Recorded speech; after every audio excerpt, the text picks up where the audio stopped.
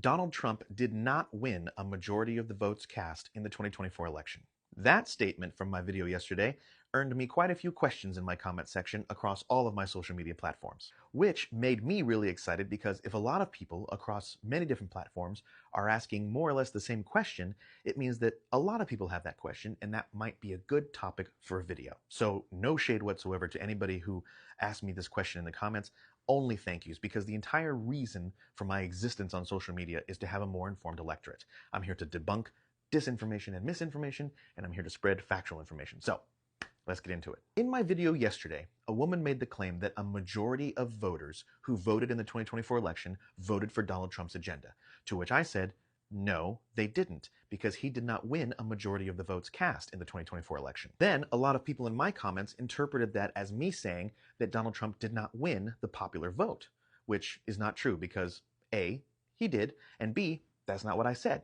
Now, what I mean by he didn't win the majority of the votes cast is the total number of votes in the election that were cast for not Donald Trump outnumber those cast for Donald Trump.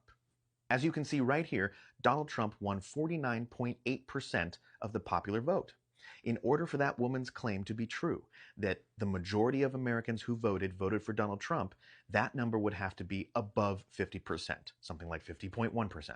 Essentially, what Trump did was win a plurality of votes, not the majority. Yes, he won more votes than Kamala Harris, but his share of those votes were not the majority share of the total votes cast. In fact, you can see this concept of the plurality of votes being more important than the majority of votes every single election cycle when we get to the Republican primaries. Republicans have winner-take-all states. I'm pretty sure most of them, if not all the states. Meaning, you don't have to win a majority of the votes. You just have to win a plurality of the votes in order to get all of the delegates from a particular state. That's kind of how Donald Trump won the nomination in 2016.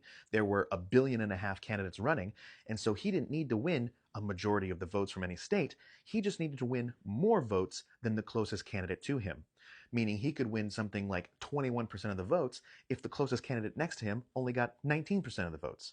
And if that was the case, Donald Trump got all of the delegates. So when you hear anybody from your next door neighbor all the way to the President of the United States himself claim that Donald Trump won in a landslide, or that he won a mandate, or that majority of Americans voted for this, it's simply not true.